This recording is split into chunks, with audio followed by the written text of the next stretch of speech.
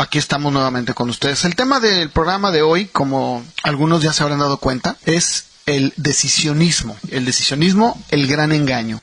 Tal vez algunos ya se han identificado muy bien con este término, saben perfectamente bien de lo que vamos a hablar, el tema sobre el decisionismo. Algunos probablemente no. Bueno, para los que no saben, o para las personas que están escuchando por primera vez, muy brevemente voy a dar la definición.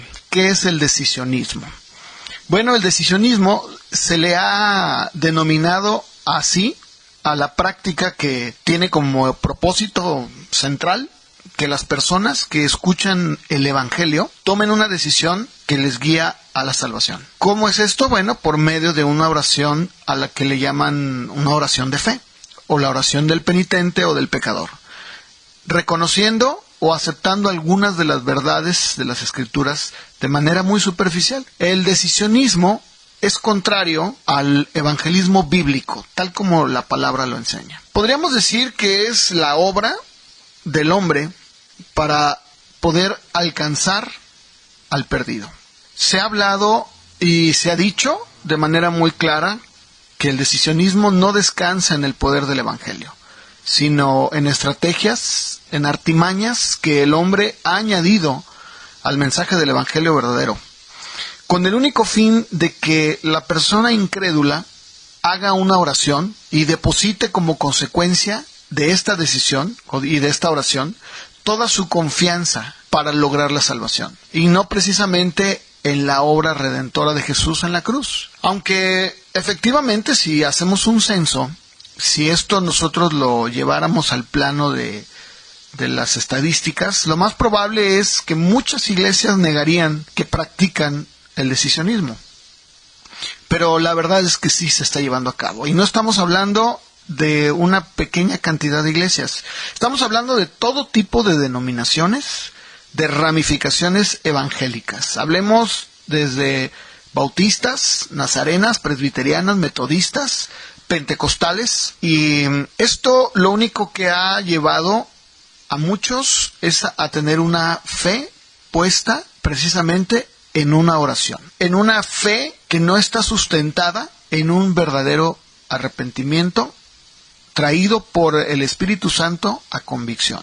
Y encontré esta definición que se me hizo muy importante y muy interesante, en donde dice que esto ha llevado a crear una raza de falsos creyentes que han encontrado un lugar en donde pueden disimular su vida pecaminosa, llevando una Biblia bajo el brazo y llamándose a sí mismos cristianos. La intención del decisionismo. ¿Cuál es la intención? Sigo leyendo esta hoja que define perfectamente bien el decisionismo.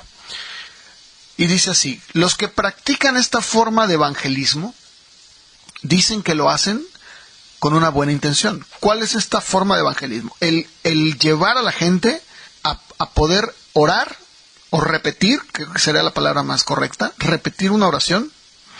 Esa famosa frase de repite después de mí. Y se dice que esto se hace con una buena intención. Pero, sin embargo, si nosotros vamos a la palabra, nos vamos a dar cuenta, número uno, que el que trae la convicción de pecado y el que puede ver solamente y discernir cuáles son las intenciones, los pensamientos del corazón, es Dios. La única que puede y que es válida como autoridad suprema para discernir las intenciones del corazón es la palabra de Dios a través del Espíritu Santo. Ahora, por el otro lado, lo que se está tratando de hacer con este decisionismo, el llevar a la gente a decidir bajo una oración de fe, una conversión, lo único que está llevando es, como lo dice, lo leí hace un momento, el poder practicar un evangelio fácil dentro de la iglesia. En pocas palabras, nuestras buenas intenciones nos llevan a engendrar hijos para Dios por medio de una decisión. ¿Qué es lo que regularmente sucede? Bueno, se prepara el escenario, en este caso una campaña o un evento evangelístico en donde se dice que se va a invitar gente a la iglesia para predicarles de Cristo. Al final de la reunión, lo que se hace es precisamente guiarlos a una oración de fe. que más bien es dirigida por una persona en el púlpito. Se llenan tarjetas de decisiones en donde se anotan los datos de las personas, y creemos que entonces aquellas personas que respondieron o repitieron esa oración de fe son salvos. ¿Por qué? Porque oraron o repitieron una oración de fe. La palabra de Dios nos dice que la convicción de pecado es traída por medio del Espíritu Santo a la vida de la persona, no hecha por el hombre, no con una intervención humana. Y me refiero no porque no haya quien predique, porque ahí hay una intervención humana, sino el que el hombre mismo lleve a alguien a los pies de Cristo, cuando eso es algo que solamente el Espíritu Santo puede hacer. Así que volvemos nuevamente a las intenciones. Llenamos tarjetas, pero nunca nos damos cuenta de que nuestras buenas intenciones están transgrediendo la palabra de Dios. Si volteamos a nuestro alrededor, el mundo está lleno de personas que dicen tener buenas intenciones. Todo el mundo a nuestro alrededor está promoviendo que haya buenas intenciones, buenos valores. Dicen: no robes, no mates, ayuda a tu prójimo, cuida el medio ambiente. Y parece que viene de un buen corazón. Pero la persona, cuando no se conforma a la justicia y a la voluntad de Dios, sino que busca su propio bienestar, entonces su intención no es agradar a Dios, ni buscar la gloria de Él, sino está buscando la gloria para sí mismo, no la gloria de Dios. Y la palabra es muy clara en el libro de Isaías cuando dice: sus justicias son como trapos de inmundicia. Ahora, ¿cuáles son los métodos? ¿Cuáles son las estrategias del decisionismo? Bueno, el decisionismo tiene el propósito de que la gran mayoría de personas tomen una decisión. Y para eso se valen de métodos y de estrategias en las cuales descansan o se apoyan. Estas estrategias son aprendidas y son perfeccionadas. Y las podemos encontrar en un patrón de práctica, que en la gran mayoría de los grupos evangélicos, de todo tipo, lo encontramos. ¿De dónde surge el decisionismo? La pregunta es: ¿de dónde surge el decisionismo? ¿Cómo es que llega a permar? ¿Cómo es que llega a filtrarse dentro de la iglesia? ¿En qué momento el decisionismo entra dentro de la iglesia? Bueno, para eso tendríamos que remontarnos en la historia para poder entender cuándo es que el decisionismo empieza a infiltrarse. ¿Cuándo es que empezamos a ver estos métodos y estas estrategias con intenciones muy buenas, pero muy desviadas del propósito de Dios en atraer gente? Bueno, la persona a la que se le reconoce en llevar la práctica del decisionismo es nada menos que a Charles Finney. ¿Quién fue Charles Finney? Bueno, Charles Finney fue un estudiante de leyes que a los 29 años de edad empieza él a buscar al Señor. Durante un famoso avivamiento que se había extendido en su ciudad natal en Adams, en Nueva York, él empieza lo dice su biografía, él empieza a orar, y poco después de su dramática conversión, Charles Finney comenzó a estudiar bajo la tutela de un pastor presbiteriano llamado George Gale. Esto lo anima a asistir al seminario Princeton, pero él no sentía un gran respeto por la teología ni por los teólogos. Finney mismo escribió y dijo: llana y plenamente les dije que no me sometería a la influencia bajo la que ellos habían estado. Así es de que Finney se niega a tomar una teología formal. En el año de 1823, Finney recibe licencia para predicar y es ordenado en el año de 1824. Durante este tiempo, la Sociedad Misionera Femenil comisiona a Finney para que trabaje como evangelista en el laberinto de pueblos y aldeas en el noroeste de Nueva York. Ya para el año de 1825 hubo un drástico cambio en el ministerio de Finney. Finney fue invitado a predicar a Utica, en Nueva York. Era una metrópoli del oeste en un creciente desarrollo y de mucho movimiento.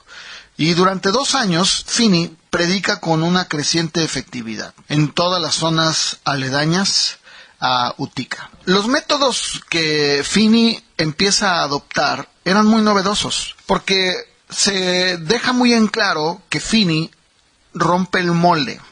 No evangeliza como sus predecesores, tales como Jonathan Edwards o George Whitefield, sino que para tener más conversiones empieza de manera premeditada a elevar el timbre emocional de las reuniones. Empieza a adoptar y a popularizar la práctica de llamar a los conversos a pasar al altar o a sentarse en la silla del penitente. Era una silla en la que se sentaba la persona, llamaban a la persona para que pudiera de esa manera demostrar que realmente había decidido seguir a Cristo. Esto no sé para ustedes, pero nos suena muy, muy conocido. Es una práctica que todavía el día de hoy se sigue llevando a cabo en muchas iglesias. El famoso, si tú te avergüenzas de Cristo, Cristo se avergonzará de ti, pasa al frente, bueno, todo esto. Y para poder agotar a los oyentes, para poderlos llevar hacia el clímax más alto, Finney alargaba sus reuniones. A veces las reuniones de Charles Finney duraban 4 horas, incluso hasta mucho más, con el único fin de poder agotar, de poder cansar a la gente y al final hacer una manipulación en la mente de la gente. Finney, a raíz de estos métodos, tuvo un considerable éxito, pero debido a sus nuevas medidas hubo mucha oposición. Y ya para el año de 1827 se organizó una conferencia en New Lebanon, en Nueva York, para poder tratar estas diferencias que había con Finney. Ian Murray, un hombre que estuvo en esta conferencia, dijo: no es cosa de estar a favor o en contra, no es la emoción, sino la adopción de medios, además de la predicación y la oración, para provocar una emoción. Esta conferencia de New Lebanon culminó en un punto muerto. Al final de cuentas, nadie pudo censurar a Finney, y esto fue su victoria. De tal manera que las iglesias en las grandes ciudades de la costa este de los Estados Unidos le empezaron a abrir las puertas a su ministerio. Desde el verano de 1827 hasta el otoño de 1829, tuvo campañas en toda la parte este: Wilmington, Filadelfia y Nueva York. Desde el otoño de 1830 hasta el verano de 1831, el ministerio de Finney llegó a su punto culminante en Rochester, Nueva York. No podemos negar que el ministerio de Charles Finney fue un ministerio, en muchas de las ocasiones, con un verdadero mover del Espíritu de Dios. Se dice que en esta misma ciudad de Rochester, en donde había un centro comercial de mucho movimiento, cerca del reciente y terminado canal Erie, tal era la manifestación del poder de Dios en la obra de Finney, que los comerciantes de todo el distrito muchas veces cerraban sus puertas para asistir a las reuniones. En sus giras de iglesia a iglesia, grandes multitudes seguían a Finney. Charles Hambrick Stowe, un biógrafo de Finney, dijo: muchos llegarían a decir que fue el más grande avivamiento local en la historia de los Estados Unidos. El avivamiento a escala nacional despertado por Rochester fue la mayor obra de Dios y el más grande avivamiento religioso que el mundo jamás ha visto en tan corto tiempo. 2 factores que fueron muy importantes en la campaña de Rochester es que unió a los creyentes y la abolición de la esclavitud. Ambas tendrían muy amplias implicaciones. No podemos negar que en muchas de estas campañas de evangelismo había un verdadero mover de Dios. Pero también debemos de decirlo: Finney fue uno de los principales promotores del decisionismo, que hasta el día de hoy lo seguimos viendo dentro de la iglesia. Las buenas intenciones de Finney no fueron suficientes. El ministerio de Charles Finney se dice que fue único. En un tiempo cuando todos los pastores leían sus sermones, Finney predicaba sin notas y generalmente sin prepararse. Se levantaba a hablar según el Espíritu lo inspiraba. Sin embargo, más adelante en su vida, se valió de un sencillo bosquejo para sus prédicas. Finney despreciaba la preparación formal. A veces era criticado por su estilo de predicación tan tajante y tan sentenciosa. Finney, se dice, practicó muchas novedades. Como él no creía en el pecado original, él suponía que el hombre podía arrepentirse y volverse a Dios sin intervención sobrenatural.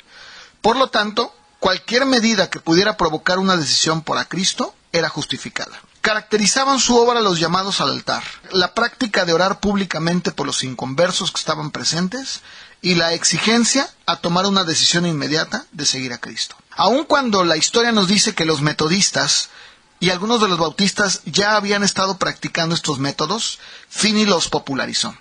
En pocas palabras, esto que estamos hablando no fue algo que nació con Finney. Finney más bien vino a darle un auge y vino a hacerlo más novedoso. Lo que sucedió allí en Nueva York llegó a marcar un hito en la historia evangélica. Sin ningún deseo de hablar o de desprestigiar a Finney, sí quiero decir algo. Finney fue un hombre pelagiano. Sus creencias teológicas, como ya lo mencionamos, revelaban su repugnancia a la preparación teológica. Un historiador escribió lo siguiente acerca de la teología de Finney. El concepto de que un hombre no regenerado es gobernado por una naturaleza caída no tenía sentido. Una decisión de la voluntad, no un cambio de la naturaleza, era todo lo que se requería para ser convertido. Si la conversión era el resultado de la decisión del pecador y si era responsabilidad del predicador inducir esa decisión, entonces cualquier medida que llevara al inconverso hacia el punto de una instantánea y absoluta conversión tenía que ser buena. La pregunta es, ¿de dónde entonces sacó Finney todas estas ideas y este concepto? Bueno, los historiadores señalan la influencia de un hombre llamado Nathaniel William Taylor, que nació en el año de 1786 y murió en el año de 1858. Él fue profesor de teología en Yale. Los puntos de vista de Finney eran idénticos a los que se hallaban en la teología de New Haven de Taylor, también denominada la Nueva Teología. La voz, dicen algunos historiadores, era de la de Finney, pero el pensamiento era de Taylor. Como lo expone Nathan Hatch, la abstracción de la teología New Haven de pronto había cobrado vida en el burdo y animado fanatismo de las nuevas medidas de Charles Finney. A la larga, esta nueva teología, popularizada por Finney, produjo una gran división. En el año de 1838, los presbiterianos se dividieron en la antigua escuela y en la nueva escuela. La primera representaba la tradición teológica que descendía de la Reforma hasta los puritanos, y la última expresaba la nueva teología de Taylor y de Finney. No podemos nosotros negar que efectivamente, dentro del ministerio de Finney, una de las cosas que le dieron mayor valor fue la vida de oración, aunque debemos también de aclarar que muchas de las horas intensas y largas, prolongadas de Charles Finney se debían precisamente a que él pensaba que podía producir avivamientos mediante ciertos métodos. La vida de oración fue un factor contribuyente. Se dice que pasaba largas horas en oración, tanto antes como después de sus reuniones de avivamiento. Otra de las grandes debilidades de Charles Finney se debía a la mentalidad de llanero solitario. ¿Se acuerdan ustedes de ese personaje? Ese hombre que cabalgaba con su fiel acompañante indio-americano llamado Toro, pero que sin embargo nadie sabía de dónde era, nadie sabía de dónde venía ni de dónde iba. Y bueno, comúnmente así se les ha llamado, al menos aquí en México, a aquellas personas que no le rinden cuentas a nadie. Bueno, pues Charles Finney era un llanero solitario. Él solía decir solamente yo y mi Biblia. Para Finney la teología y la historia de la iglesia eran un territorio que no le interesaba mucho. Debido a esto muchas veces era imposible enseñarle algo y no se dejaba corregir. Finney, dentro de su misma ignorancia, decía que la iglesia ignoraba el tema de los avivamientos.